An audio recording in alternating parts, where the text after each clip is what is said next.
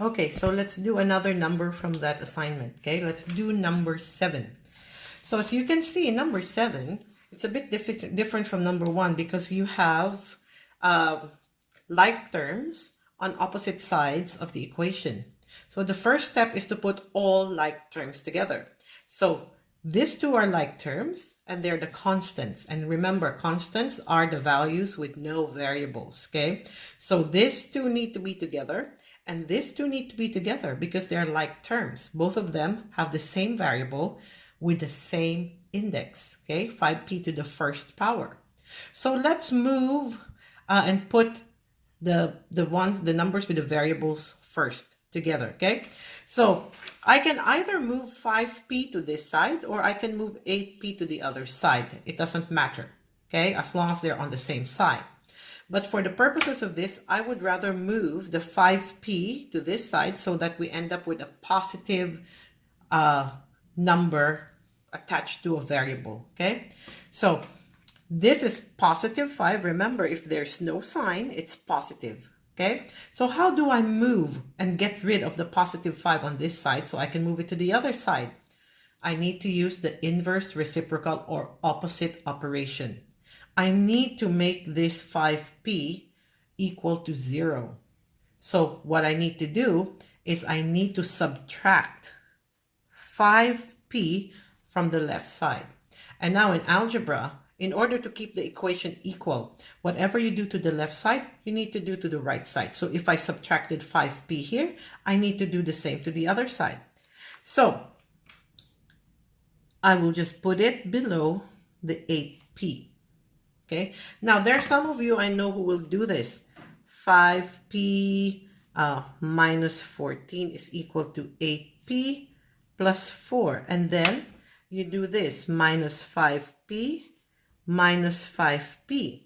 Now, here, the like terms are together, but here they're separate. And when you're working with more complicated equations, that might lead to careless mistakes.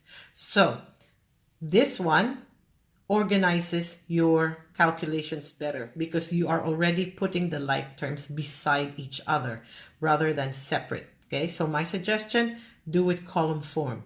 Okay, so plus 5p minus 5p gives you 0. And therefore, we can just cancel it because 0 has no value. So what I'm going to do, I'm just going to drop the minus 14 because that's the only thing left on this side. Equals, now what happens here? Plus 5 minus plus 8p minus 5p would give you 3p.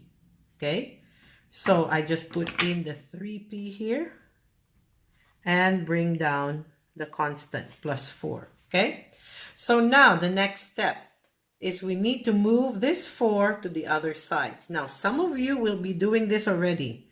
Minus 4 equals 3p plus 4. You will be dividing this by 3 already. No, you cannot do that yet. You need to get rid of this. Okay, you cannot do this yet. You need to make sure that this is left alone. Okay, so how do we move the positive 4 to the other side? Again, we use the reciprocal. Since this is positive 4, I need to subtract 4 in order to make it a 0. So if I subtract 4 here, I need to do the same to the other side. See, what I do on one side, I do to the other side.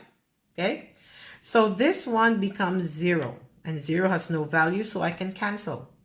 So what is left here would be 3p equals, okay, minus 14 minus 4 gives you minus 18.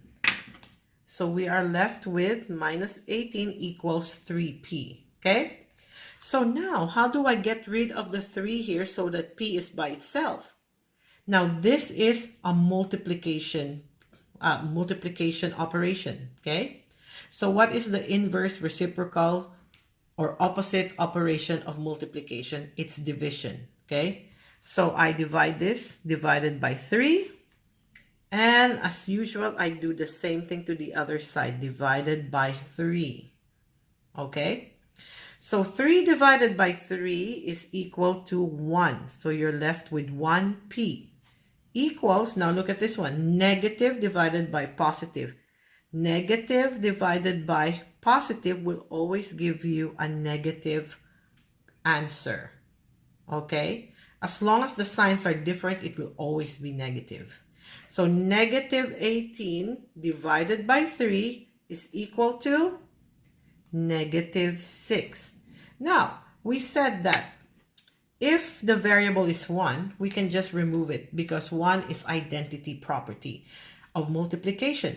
Any number or variable multiplied by 1 is itself. So really, we do not need to put that anymore. So your answer is P equals negative 6. Again, the beauty of algebra is you can check if your answer is correct. Okay, again, we need to check by substitution. Simply, you substitute the value you calculated for the variable into the variables of the original equation. So let's start with the original equation. So that's 5p minus 14 equals 8p plus 4. So let's substitute 5, and our p is negative 6, minus 14 equals 8, negative 6 plus 4.